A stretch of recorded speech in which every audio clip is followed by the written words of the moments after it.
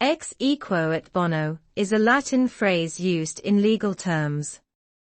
In the context of arbitration, it refers to the arbitrator's power to consider only what he considers fair and equitable in the case at hand, without regard to the law. Article 38, 2, of the Statute of the International Court of Justice provides that the court may decide a case ex aequo et bono if the parties agree thereto.